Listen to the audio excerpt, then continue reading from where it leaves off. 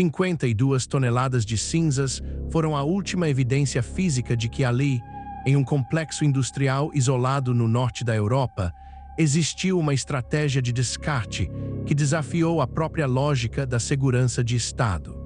Não se tratava de lixo comum, nem de resíduos químicos convencionais.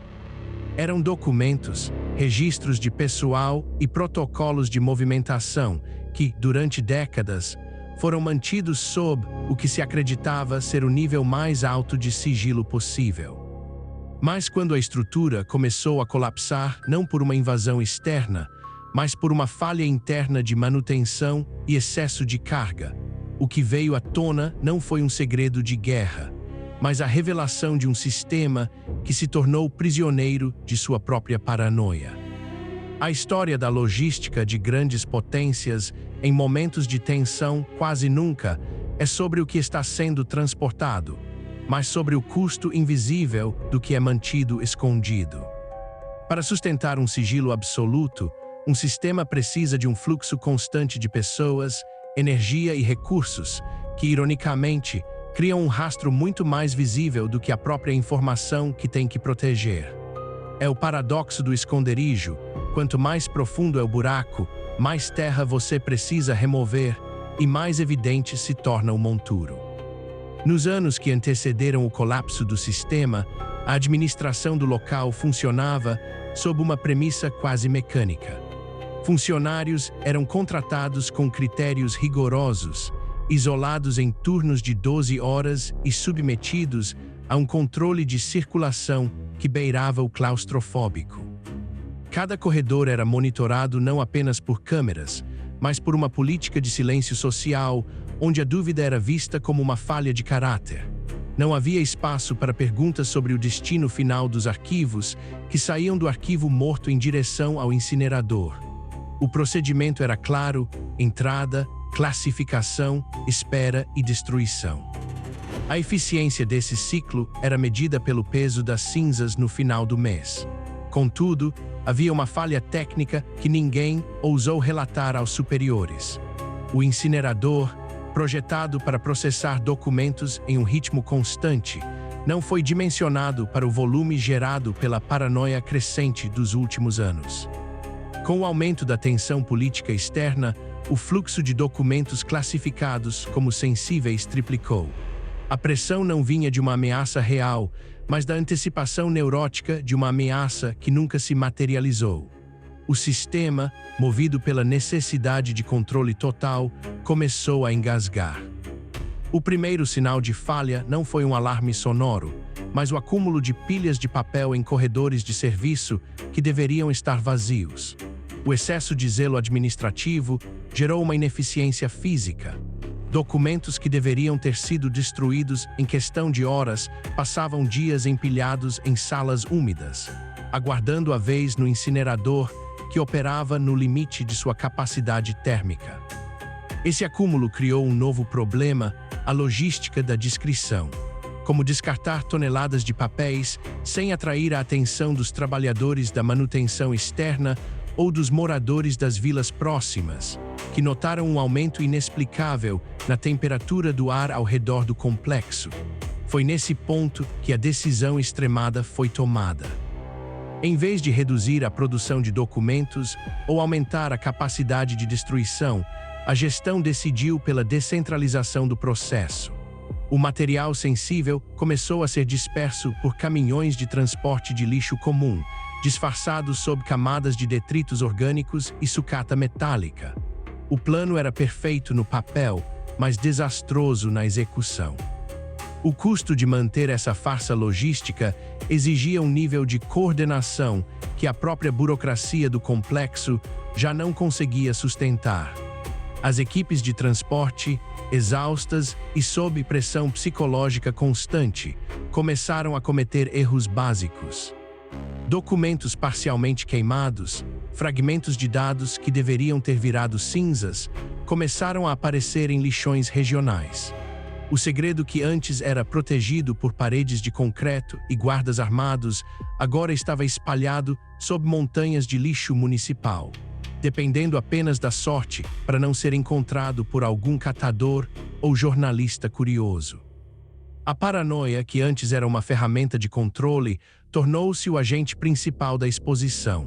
Nesse estágio, a estrutura interna do complexo já estava em frangalhos.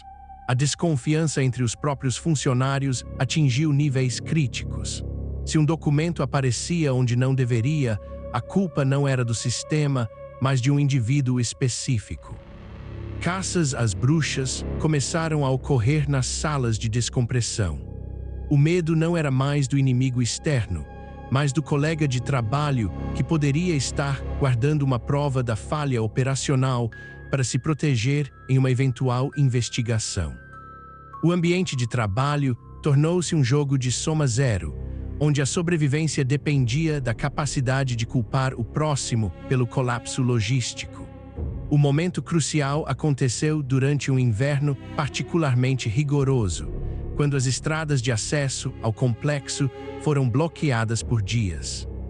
Com o incinerador operando em baixíssima temperatura devido à falta de combustível e as rotas de descarte de lixo inacessíveis, a sala de armazenamento principal atingiu o ponto crítico de saturação. Não havia mais onde colocar as novas levas de documentos. A solução encontrada foi empilhar as caixas de arquivos em salas de exaustão, obstruindo os dutos de ventilação. O prédio, antes um símbolo de ordem e sigilo, tornou-se uma bomba-relógio de papel seco e oxigênio comprimido. A decisão militar de forçar a operação do incinerador, mesmo com as falhas detectadas, foi o último prego no caixão. O superaquecimento dos sistemas de exaustão, devido ao bloqueio causado pelo excesso de material, gerou o início de um incêndio interno. Não houve explosão, apenas um silêncio sufocante seguido pelo avanço lento das brasas através dos dutos de ventilação. Quando os bombeiros chegaram, foram impedidos de entrar pelos protocolos de segurança que, ironicamente, ainda estavam em vigor. Eles foram forçados a assistir de longe enquanto o prédio se consumia por dentro. O que sobrou foram as tais 52 toneladas de cinzas. Mas, ao contrário do que se esperava, a análise forense posterior revelou que a grande maioria do material destruído naquele incêndio não continha segredos de Estado. Eram, em sua vasta maioria, cópias de cópias, relatórios de atividades obsoletos e protocolos administrativos vazios que haviam sido multiplicados indefinidamente para justificar a existência do próprio setor de segurança. O sistema não estava destruindo informações vitais, ele estava destruindo a evidência de sua própria inutilidade. O colapso daquela instalação não foi causado por uma falha de segurança, mas pelo peso da própria burocracia que se autoperpetua.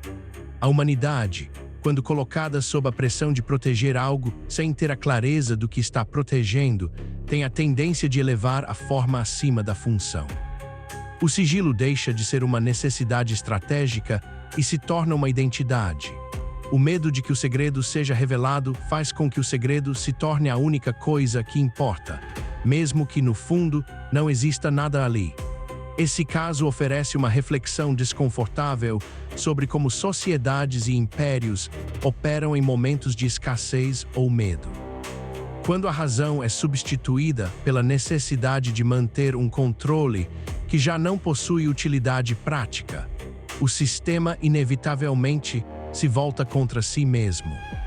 A história não se repete apenas através de guerras e conquistas, mas através de corredores silenciosos, onde o medo de ser inútil leva pessoas comuns a criar labirintos tão complexos que, no final, acabam sendo soterradas por suas próprias construções.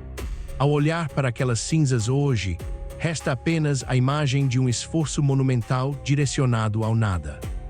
A lição que sobrevive não é sobre o que foi perdido no incêndio, mas sobre como o medo de perder o controle pode, por si só, garantir que o controle seja perdido da forma mais completa e humilhante possível. O sistema não morreu por falta de proteção, mas porque esqueceu que, às vezes, a parte mais importante de uma estrutura é saber quando abrir as portas e admitir que o segredo, na verdade, já não existe há muito tempo. No fim, a cinza é o destino de toda tentativa de manter o tempo e a realidade sob uma custódia que não lhe pertence. O silêncio que seguiu ao incêndio foi apenas a confirmação de que, sem um propósito real, toda vigilância é apenas uma longa espera pelo inevitável.